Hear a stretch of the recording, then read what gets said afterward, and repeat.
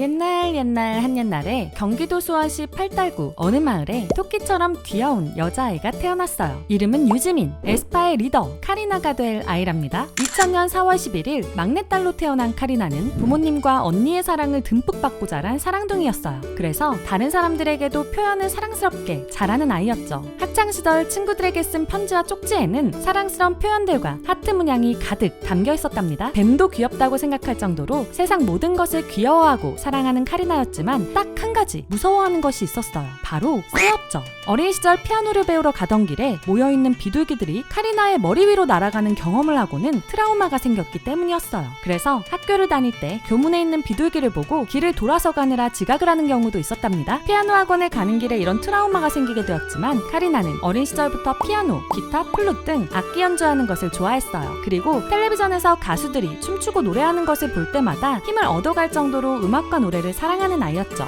그렇게 카리나의 마음속에는 조금씩 가수가 되고 싶다는 꿈이 생겨나기 시작했어요.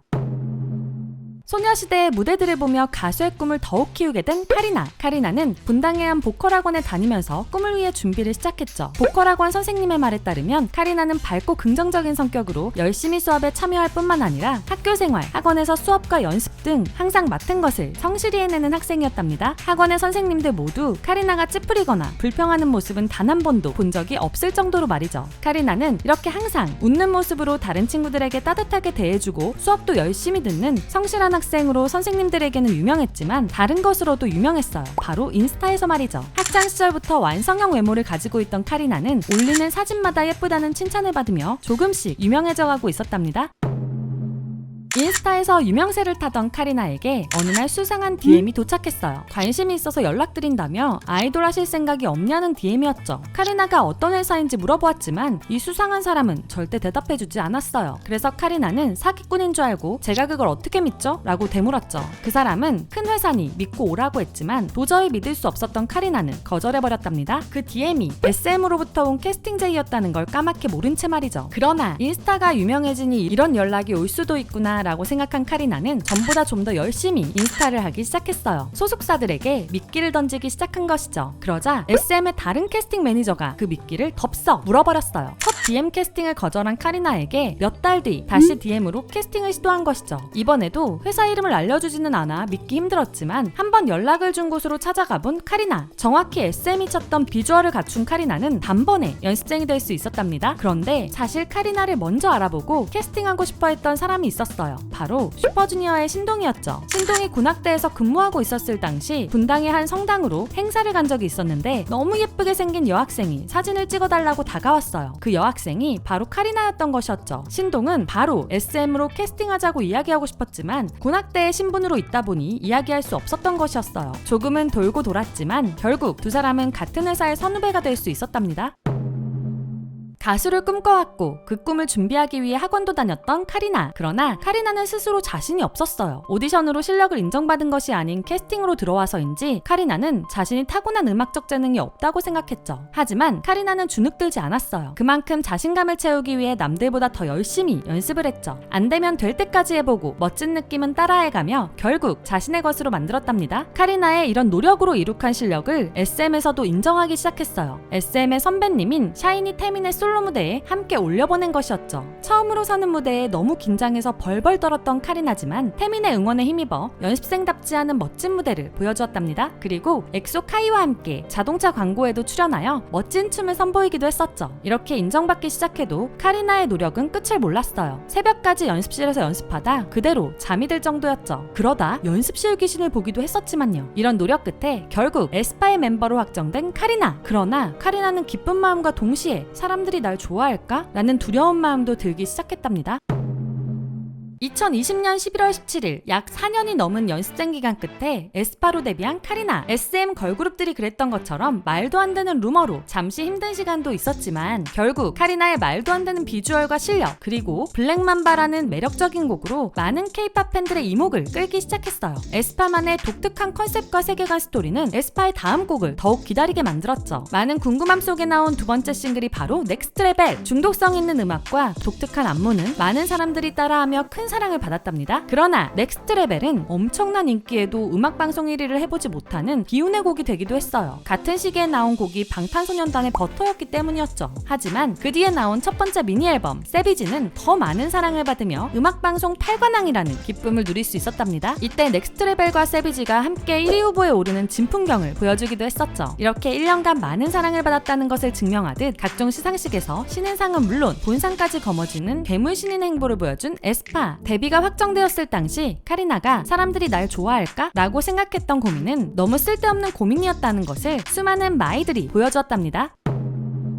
카리나에게는 한 가지 고민이 더 있었어요. 포지션이 정해지지 않은 에스파에서 유일하게 리더라는 자리를 맡게 된 카리나. 집에서는 5살 위에 언니가 있어서 사랑받는 막내였기에 자신이 리더라는 역할을 잘할 수 있을까 고민이 되었죠. 성격도 나서는 성격이 아니고 회사에 와서 언니와 리더를 경험한 것이었어요. 하지만 카리나는 자신이 받았던 사랑과 따뜻함을 다른 사람들에게도 베풀 줄 아는 사람이었죠. 항상 멤버들에게 예쁘다, 귀엽다라는 칭찬을 해주며 자신감을 불어넣어 주었고 타고난 센스로 외국인 멤버들이 한국어를 헷갈려 할 때 잘 설명해주기도 했어요. 이런 카리나를 보며 닝닝이는 이렇게 말해요. 카리나 언니는 따뜻함이 생각나요. 사람들이 그래요. 카리나 언니 얼굴이 되게 차가워 보인다고. 근데 언니랑 지내다 보면 정말 친절하고 동생들도 잘 챙겨줘요. 멤버들에게 장난도 자주 치는 카리나이지만 항상 칭찬을 해주고 사소한 것까지 챙겨주는 에스파의 엄마 같은 리더랍니다.